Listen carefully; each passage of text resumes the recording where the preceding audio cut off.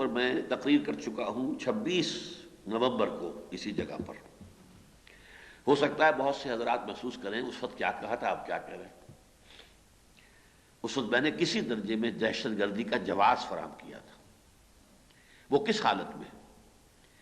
اگر کسی فرد کو بے بس کر دیا جائے، لاچار کر دیا جائے، وہ کچھ نہ کر سکے، تو پھر اس کی طرف سے غصے کا اظہار، کوئی گالم گلوچ ہو جائے، کچھ تو ہو، دشنام نالا ہا ہو فریاد کچھ تو ہو، چیخے ہے درد ہے دل برباد کچھ تو ہو. اس کو کسی درجے میں جواز دیا جا سکے، وہ کیا کرے؟ You have left no way open for him. آپ نے اسے دیوار سے لگا دیا تو آخر کچھ تو کرے گا. وہ پھر گیم کے رولز جو ہیں، رولز آف دی گیم کی پابندی نہیں کر سکتا وہ شخص. اسی طرح کسی قوم کا اگر یہ حال ہو گیا، گھیر لیا گیا چاروں طرف سے، اسے نظر آ رہا ہو کہ ہمارا جو ہے قومی سطح پر انہیلیشن کا معاملہ ہونے والا ہے، شاید ایتھنک کلینزنگ ہو جائے گی. پیلسٹینینز کو تو یہ خطرہ ہے اس وقت. We shall just be exterminated. اور دنگناتا ہوا اسرائیل جو ہے شہروں کی قیادت میں اس بات کی طرف بڑھ رہا ہے. اس حوالے سے کیا کریں؟ کچھ تو کریں گے. پی ایل او کی دہشت گردی کو ہم نے جواز دیا تھا اور میں آج بھی جواز دیتا ہوں.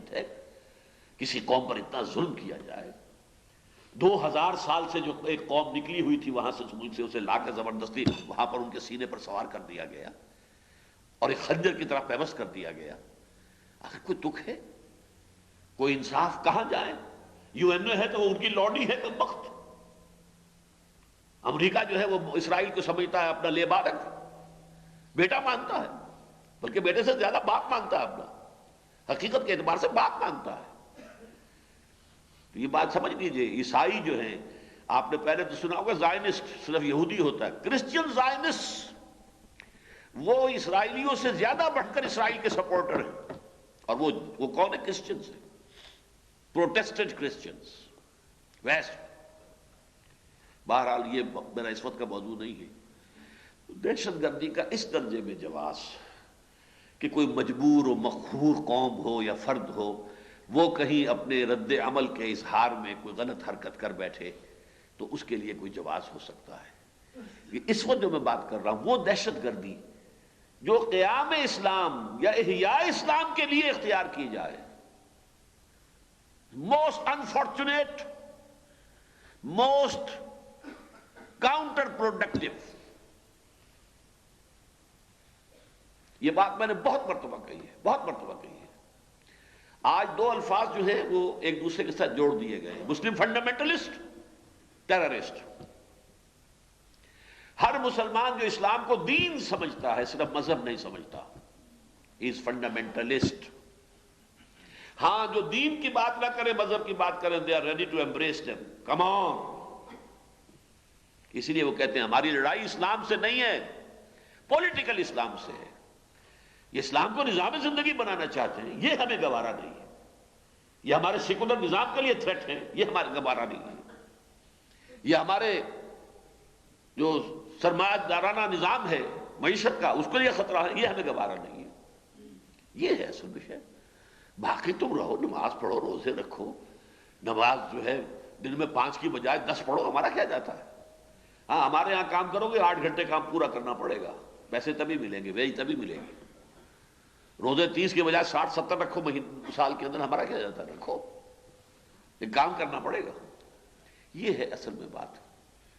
تو اسلام کے نفاذ کے لیے کوئی دہشت گردانہ انداز اختیار کرنا، یہ انتہائی خوفناک غلطی ہے جو ہوئی ہے. اس میں جس طریقے سے اس کو واضح کیا کرتا ہوں اسے آج سمجھ لیجئے. ہماری ان تحریکوں کا حشر کیا ہوا ہے؟ بدقسمتی سے پاکستان کی جماعت اسلامی اس سے بچ گئی ہے.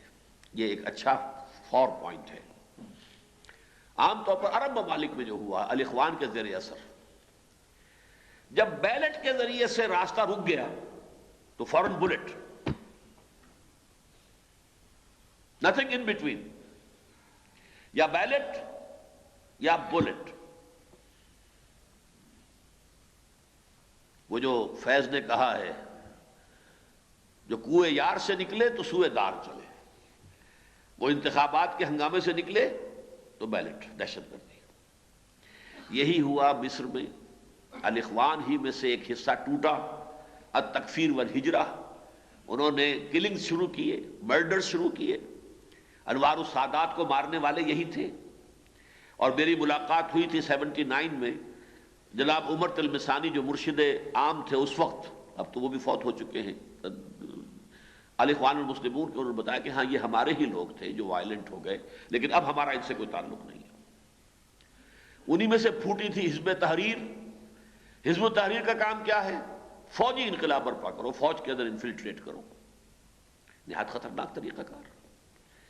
اسی میں سے پھر یہ ہے ایک گماع اسلامیہ کے نام سے، جماعت اسلامی نہیں بلکہ وہ گماع، جو کہ مصر میں جیم کو گاق بولتے ہیں، گمال عبد الناصر، تو گماع اسلامیہ کہلاتے ہیں، جس کے لیڈر اس وقت امریکی جیل میں پڑے ہوئے عمر عبد الرحمن، یہ بھی ٹیررسٹ۔ ان چیزوں نے بہت شدید نقصان پہنچایا ہے عالم اسلام کے احیائی تحریکوں کو۔ آج ہماری عالم اسلام کی احیائی تحریکوں پر ٹیررزم کا جو لیبل چسپاں ہو گیا ہے، اس میں ہمارا اپنا دخل ہے، ہمیں اپنے گریبان میں جھانکنے کی ضرورت ہے۔ اسی لیے میں نے آج آیتیں جو پڑھی تھی، اولما اصابتکم مصیبت قد اصبتم مثلھا،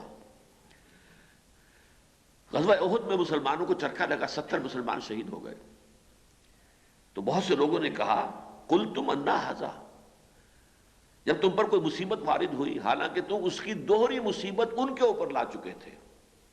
غزوہ بدر میں بھی 70 مارے گئے تھے قریش، لیکن وہ قریش کے سب سردار تھے۔ یہاں 70 شہید ہوئے، ان میں سردار ایک دو ہی تھے بس، باقی عام مسلمان تھے۔ اس لیے دگنا کہا ہے کہ تم نے ان کو دگنا چرکا لگایا تھا۔ قلتم انا ھذا، تم نے کہا یہ کہاں سے ہو گیا؟ جیسے آج ہم سوچ رہے ہیں یہ اخوان کے لیے مدد کیوں نہیں آئی، طالبان کے لیے کیا ہوا، ان کو فتح کیوں نہیں ہوئی، انہوں نے اسلامی حکومت قائم کی تھی تو فتح کیوں نہیں ہوئی؟ قل، انہوں نے کہا یہ کہاں سے یہ مصیبت ہم پر آ گئی؟ قل هو من عند انفسکم، اے نبی ان سے کہہ دیجئے یہ تمہارے اپنے طرف سے ہے، تمہاری اپنی جانوں میں سے نکلی ہوئی مصیبت ہے۔ تم نے غلطی کی تھی، تم نے ڈسپلن کو توڑا تھا، تم نے حکم کی خلاف ورزی کی تھی، اس کی سزا دی گئی ہے۔ ان اللہ علی کل شیء قدیر، ہاں اللہ تعالیٰ روک سکتا تھا، سزا نہ دیتا، یہ اس کے اختیار میں تھا، کنڈون کر دیتا، معاف کر دیتا، لیکن نہیں، اس کی حکمت، اس کی مشیت یہ ہوئی کہ تمہیں سبق سکھائے۔ وما اصابکم یوم التقى الجمعان فباذن اللہ، جو کچھ اس دن جب کہ دو فوجیں آپس میں ملاقات کی، انہوں نے لڑے، مڑ بھیڑ ہوئی، تو جو کچھ ہوا ہے اللہ کے اذن سے ہوا ہے، اللہ کے اذن کے بغیر نہیں ہو سکتا، اذن خداوندی تھا۔ ہاں انہیں ان کی غلطی کا خمیازہ بھگتنا چاہیے۔ وَلِيَعْلَمَ الْمُؤْمِنِينَ، اور یہ اس لیے تھا کہ اللہ جان لے کون حقیقی مومن ہے۔ وَلِيَعْلَمَ الَّذِينَ نَافَقُوا، اور جان لے اللہ کو کون منافق ہیں حقیقت میں، وہ اسلام کے پردے میں، اسلام کے لبادے میں اصل میں منافق ہیں۔ یہ صورتحال جو ہے ہمیں سمجھ لینا چاہیے کہ ہمارے اپنے ہاتھوں کی غلطیاں، ہماری اپنی غلطیاں، ہمارے اپنے کرتوت ہیں در حقیقت۔ یہ دہشت گردی کا معاملہ جو ہوا ہے، الجزائر میں بھی یہی ہوا، انتخابات کے ذریعے سے کامیابی ہو رہی تھی، الجزائر کی فوج نے آ کے پٹ اٹس فٹ، وہاں پر آ کر اپنا جو ہے وہ دباؤ ڈالا، ختم کر دیا معاملہ، راستے میں رکاوٹ ڈال دی۔ نتیجہ کیا نکلا؟ اب تشدد شروع ہو گیا، اب گرینیڈ پھینکے جا رہے ہیں فوجی دستوں کے اوپر، فوجی ٹرکوں کے اوپر، پولیس چوکیوں پر حملے ہو رہے ہیں۔ بہرحال اس کا نتیجہ کیا نکلا کہ وہاں پر اب یہ پوری تحریک جو ہے وہ تقریباً تحلیل ہو کر رہ گئی۔ اب آپ نوٹ کیجئے کہ طالبان نے ہرگز کوئی دہشت گردی نہیں کی، قطعاً نہیں کی، بالکل نہیں کی، اور کوئی الزام بھی نہیں ہے۔ دنیا بھی جو انہیں پر الزام لا رہی ہے وہ یہ کہ دہشت گردوں کی حمایت کی، دہشت گردوں کو پناہ دی، دہشت گردوں کو سپورٹ کیا، یہ نہیں کہ خود دہشت گردی کی۔ اس راستے میں وہ بالکل جو ہے بے گناہ ہے۔ انہوں نے اپنی سرحد کے باہر کوئی ایک قدم بھی نہیں اٹھایا۔ یہ طالبان کے 5-6 سال کی حکومت کا جو ہے کھلا ریکارڈ ہے، کچھ نہیں کیا۔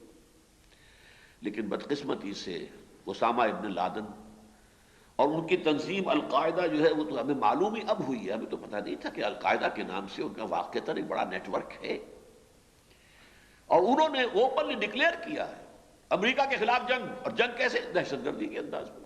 اس کے لیے دلائل وہ دیتے ہیں، اس کے لیے سیرت سے احادیث سے اس کے لیے دلائل لاتے ہیں۔ میرے پاس ان کے دیے ہوئے دلائل جو ہیں باقاعدہ فوٹو اسٹیٹ اس کا ان واقعات کا موجود ہے جو ان کے دو بڑے لیڈروں نے مرتب کیا۔ لیکن میں نے ایک ہی بات میں اس کی نفی کر دی تھی، جو صاحب لے کر آئے تھے، میں نے کہا میں نے پڑھا ہے، وہ 100% درست باتیں ہیں لیکن 100% غلط ہیں۔ وہ حیران ہوئے۔ میں نے کہا باتیں سب ٹھیک ہیں لیکن وہ ہوتی ہیں اسلامی حکومت کی طرف سے، یہاں کوئی حکومت نہیں تھی اسامہ کے پاس۔ کرنے کا کام یہ تھا کہ وہ کہیں حکومت قائم کرتا، پہلے سعودی عرب میں کرتا نا، اگر کچھ کرنا تھا تو سعودی حکومت کے خلاف کرتا، یہ امریکہ کے خلاف کہاں جا پہنچا، اس کا خمیازہ بھگتنا پڑا۔ حالانکہ مجھے یقین ہے آج کی تاریخ میں بھی میں اس پر قائم ہوں، میرا پہلا موقف جو تھا کہ جو 11 ستمبر کو امریکہ میں ہوا، یہ اسامہ نے نہیں کیا، لیکن اسامہ کے کچھ ساتھی، کچھ دوست،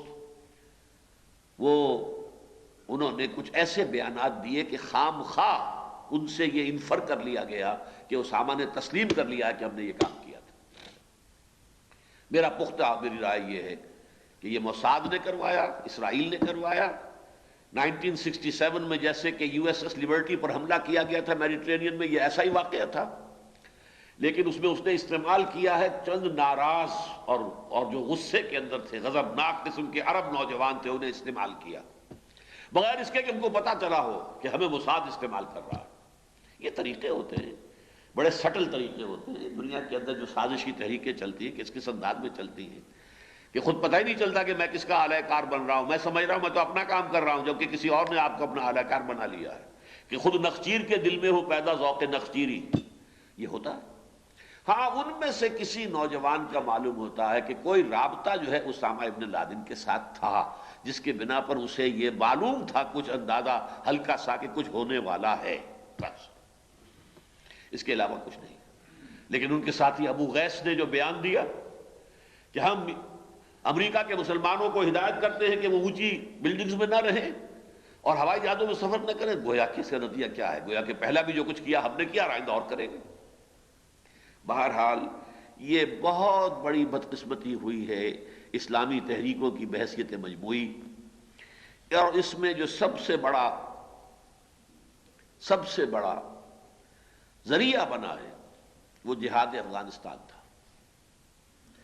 جہاد افغانستان کہ جو روس کے خلاف ہوا، جس کو اون کیا امریکہ نے، اور اس کے ذریعے سے اپنا ایک بہت عظیم مقصد جو ہے تاریخی طور پر، آج دنیا یونیپولر ہو گئی ہے، آج آپ کہیں اور طرف دیکھ ہی نہیں سکتے، جو چاہے بش صاحب کہہ دیں، کوئی ان سے پوچھ نہیں سکتا صاحب دلیل کیا ہے آپ کی، کون پوچھے کس کی حیثیت ہے؟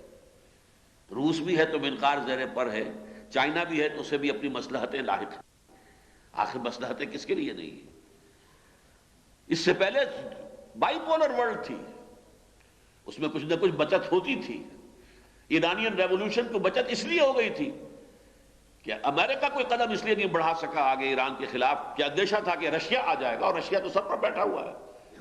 ایران اور رشیا میں فرق کیا ہے؟ 30 ڈویژن آرمی جو ہے رشین، وہ ایران کے شمالی جو سرحدیں ہیں ان کے اوپر پڑی ہوئی تھی کہ ذرا اگر امریکہ موو کرے گا ہم فوراً، اور وہ تو گھنٹوں کے اندر آگے آ جاتے ہیں ان کے ٹینک۔ لہذا ان دونوں طاقتوں نے ایک دوسرے کو تھام لیا، نیچے ایرانین ریولوشن کو جگہ مل گئی، بریدنگ سپیس مل گئی۔ ورنہ ظاہر بات ہے کہ ایسا معاملہ ہوتا جیسا آج ہے تو چند دنوں میں ایران کو بھی تہس نہس کر دیتا امریکہ، کیا نہیں کر سکتا تھا؟ لیکن نہیں، اس وقت بائی پولر ورلڈ تھی، اور دونوں پولز نے اپنے آپ کو جو ہے روک لیا ایک دوسرے کو، نتیجتاً نیچے جو ہے وہ چھتری بن گئے اور نیچے موقع مل گیا۔ بہرحال اس جہاد افغانستان کو جہاد فی سبیل اللہ قرار دینا ہماری سب سے بڑی حماقت تھی۔ وہ جہاد جو ہو رہا روسیوں کے خلاف، اسے میں جہاد مانتا ہوں، لیکن جہاد فی سبیل الحریت، آزادی کا جہاد تھا۔ جہاد فی سبیل اللہ کے لیے پہلے دعوت دی جاتی ہے، پھر لوگوں کی تربیت کی جاتی ہے، انہیں منظم کیا جاتا ہے، ایک امیر کے پیچھے وہ جہاد ہوتا ہے، وہ ٹکڑیوں میں نہیں ہوتا ہے۔ اس جہاد کے بعد ایمنسٹی ہوتی ہے، آپس کی خانہ جنگی نہیں ہوتی۔ وہ جہاد تھا، جہاد حریت تھا، جائز تھا، جہاد فی سبیل اللہ نہیں تھا۔ اور پھر اس جہاد، ہاں یہ جہاد فی سبیل اللہ تھا۔ طالبان کی حکومت اسلامی حکومت تھی، اور ان کے خلاف جو کھڑے تھے وہ باغیوں کی حیثیت رکھتے تھے. لہذا طالبان کی حکومت کی سپورٹ کرنا آج بھی کر رہا ہوں کہ وہ جہاد فی سبیل اللہ تھا اور آج بھی میں ان کی سپورٹ میں ہوں. لیکن میں نے اس افغانستان کے جہاد کو جو روس کے خلاف، اسے جہاد حریت مانا تھا. اسی کا فال آؤٹ ہے کشمیر. کشمیر میں نے کشمیر کے جہاد کو کوئی کبھی تسلیم نہیں کیا جہاد فی سبیل اللہ، کبھی ایک دن کے لیے بھی تسلیم نہیں کیا. اسے میں نے کہا جہاد حریت. کشمیر کے لوگوں کو حق حاصل ہے، وہ آزاد ہونا چاہتے ہیں تو اس کے لیے جنگ کریں، جو چاہیں کریں. لیکن اس کے لیے بھی میری ذاتی رائے یہ ہے اور تھی، اور ہمیشہ میں نے بتائی ہے کہ وہ پولیٹیکل موومنٹ جو ہوتی وہ بہتر ہوتی، بجائے یہ کہ اب ایک ہندوستانی فوج کا جو ہے وہ ٹرک جا رہا ہے، 15-20 جوان ان کے فوجی، اس میں آپ نے ایک ہینڈ گرینیڈ پھینک دیا، 4-6 مارے گئے، 8-10 زخمی ہو گئے. اب ان کا پارا غصے کا کہاں پہنچے گا؟ بوائلنگ لیول پہ آئے گا کہ نہیں؟ اور انہیں پتا ہے یہ آسمان سے تو گرینیڈ نہیں آیا نا، یہیں کہیں سے آیا ہے، کسی نے پھینکا ہے. کہاں ہے وہ؟ اب چھپ گیا، کسی گھر میں گھس کے چھپ گیا، کہاں چلا گیا؟ لہذا وہ تلاشی لیں گے کہ نہیں لیں گے؟ ایک ایک گھر کی تلاشی لیں گے اور گھروں کے اندر جائیں گے. بھوکے بھیڑیے، فوجی جو ہوتا ہے وہ جنسی اعتبار سے بھوکا بھیڑیا ہوتا ہے، اپنے گھروں سے کہیں دور نکلے ہوئے، کہاں ان کی بیویاں، کہاں ان کی فیملی لائف. گھروں میں جا کر انہیں خوبصورت لڑکیاں نظر آئیں گی تو چھوڑ دیں گے ان کو؟ کون لے کر گیا انہیں گھر کے اندر؟ جس نے وہ ہینڈ گرینیڈ پھینکا. ورنہ اگر کوئی جلوس نکلا ہوتا، اور جلوس جو ہے 10,000 کا، 20,000 کا، اس کے اوپر گولی چلتی، 20 آدمی بھی مر جاتے، تو دنیا کے اندر اس کا نقشہ کچھ اور آتا. اور یہ جو آئے دہشت گردی کا نقشہ ہے. یہ ہے صورتحال. اس کا نقصان ہوا ہے، کشمیریوں کا نقصان ہوا. مارے گئے بیچارے کشمیری، کتنے مارے گئے، کتنی عورتیں جو ہے ریپ ہو گئی ہیں. لیکن سیاسی تحریک اگر ہوتی، میں نے ایک دفعہ مثال بھی دی تھی، اندرا گاندھی کا جب دور حکومت تھا بھارت میں، اس نے 2 صوبوں کی پروونشل حکومتوں کو ایک دم جو ہے ڈسمس کر دیا. ایک تھی آندھرا پردیش کی حکومت، این ٹی راما راؤ، جو ان کا کبھی ایکٹر ہوتا تھا، بڑا بھگوان سمجھا جاتا تھا، رام چندر کا رول کیا تھا اس نے. اس میں N T Rama Rao, he was the chief minister of Andhra Pradesh. اور ایک ڈاکٹر عبداللہ جو ابھی بیٹھے ہوئے ہیں، عبداللہ کے بیٹے فاروق عبداللہ، دونوں کو ڈسمس کیا. آندھرا پردیش سے 2 لاکھ آدمی چل کر اور دلی پہنچ گئے. حالانکہ آندھرا پردیش تقریباً 1000 میل کے فاصلے پر ہے. حیدرآباد ہے نا اس کا جو ہیڈ کوارٹر ہے. اور یہاں سری نگر کتنے فاصلے پر ہے؟ 400 میل ہوگا میکسیمم. وہاں سے 2 لاکھ آدمی آ گئے، یہاں سے ایک آدمی بھی نہیں گیا. انہوں نے جا کر گھیراؤ کیا سیکریٹریٹ کا، جیسے کہ یہاں شیعوں نے کیا تھا ضیاء الحق کے زمانے میں. بیٹھ گئے کہ ہم نہیں اٹھیں گے یہاں سے. Who are you to dismiss our government؟ ہم نے اپنے ووٹوں سے جو ہے اپنی پروونشل گورنمنٹ بنائی ہے. Who are you؟ وہ نہیں گئے وہاں سے جب تک کہ وہ ڈسمسل واپس نہیں ہو گئی اور بحال نہیں کر دی گئی این ٹی راما راؤ کی منسٹری. یہ ہوتا ہے پولیٹیکل پروسیس. اور کشمیر سے کیا ہوا؟ ڈاکٹر فاروق عبداللہ کا بہنوئی بخشی غلام محمد خود حاضر بھائی، حاضر حضرات، جو چاہیں اب میں خدمت کرنے کو تیار ہوں. یہ تو ہمارا حال ہے قومی سطح پر. سیاسی اعتبار سے کسی کی ایک کی جو ہے وہ نکسیر نہیں پھوٹی کہ ہماری حکومت کیوں ختم کر دی گئی. تحریک اگر وہاں ہوتی سیاسی، اس کے نتائج کچھ اور ہوتے. اس نے کچھ نہیں دیا. اب وہ حال جو سامنے آ رہا ہے، میری باتیں پہلے بڑی بری لگتی تھی لوگوں کو، یہاں جو ہے سمجھا جاتا تھا، میرے ساتھی کہتے تھے خدا کے لیے آپ یہ باتیں نہ کیا کیجئے پبلک کے اندر، لوگوں کے جو ہے احساسات ہیں اور لوگوں کی الرجیز ہیں. لیکن میں نے ہمیشہ کہا ہے الحمدللہ زندگی میں اسی بات کے اوپر تو میں جو ہے اگر لفظ فخر کرنا غلط نہ ہو تو فخر کرنے کو بھی تیار ہوں کہ ہمیشہ جو دل کی بات تھی وہ کہی ہے میں نے. مجھے اس سے غرض نہیں ہے کہ کسی کو پسند آتی یا نہیں آتی. میں نے کبھی اسے جہاد فی سبیل اللہ نہیں مانا. جہاد حریت وہ بھی کشمیر کے لوگوں کے لیے، یہاں کے لوگوں کے لیے نہیں. یہاں کے لوگوں کے لیے جہاد یہ کہ یہاں اسلام قائم کرو، یہ جہاد ہے. اس کو چھوڑ کر جا رہے ہیں وہاں، میں نے تو کبھی نہیں مانا اس کو. بہرحال تیسری جو بڑی اور بڑی ایکسائٹنگ کاز بنا ہے اور جو فوری بنا ہے اور سب سے بڑی بدقسمتی کا بنا ہے، وہ دہشت گردی کا ایکویٹ ہو جانا، لازم و ملزوم ہو جانا، یہ احیائی تحریکوں کا اس رخ پر پڑ جانا. اب یہ گویا کہ ہمارے اپنے طرز عمل، غلط طرز عمل کی وجہ سے مغرب کو موقع مل گیا ہے کہ اس طریقے سے اب وہ فنڈامنٹلزم، اور یعنی فنڈامنٹلزم مراد کیا؟ وہ اسلام جس میں کہ پورا دین ایک نظام زندگی کی حیثیت سے مطلوب و مقصود ہو، اور جو اسلام کا غلبہ چاہتا ہو، وہ اسلام اب دشمن۔ اسی لیے وہاں کے دانشور کیا کہہ رہے ہیں، بلکہ وہ سیاسی لوگ کہہ رہے ہیں، we are not against Islam, we are not going to fight against Islam, we want a war within Islam. اسلام کے اندر جنگ ہونی چاہیے۔ اسلام میں ایک ہیں آرتھوڈاکس ٹائپ لوگ، بیچارے مذہب سے واقف ہیں، صرف وہ دین وین کو نہیں جانتے۔ ہم چاہتے ہیں وہ لڑیں ان سے جنہوں نے اس کو سیاسی رنگ دے دیا ہے، جو یہ چاہتے ہیں کہ اسلامی نظام حکومت قائم ہو، جو چاہتے ہیں کہ اسلام کا نظام معاشرت و معیشت قائم ہو، یہ لڑیں آپس میں، اور ہم سپورٹ دیں گے۔ یہی وجہ ہے تبلیغی جماعت پر تو کوئی پابندی نہیں، کہیں نہیں، کوئی رکاوٹ نہیں۔ میں نے آپ سے عرض کیا اسرائیل میں نہیں، اور کہاں ہوگی؟ وہ تو میں نے آپ سے عرض کیا کہ وہ تو امریکہ کا باپ ہے، وہاں نہیں ہے تو اور کہاں ہوگی؟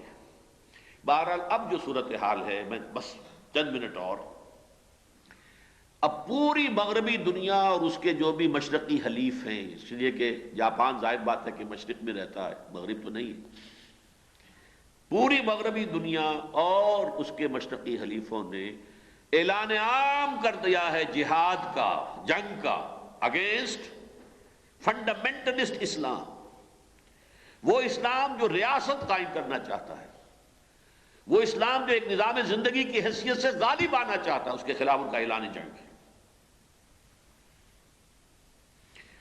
نان پولیٹیکل اسلام سے ان کو کوئی جنگ نہیں ہے۔ اب صدر مشرف صاحب کی جو تقریر آئے گی وہ اسی رخ پہ آئے گی، جہادی تحریکوں کا خاتمہ،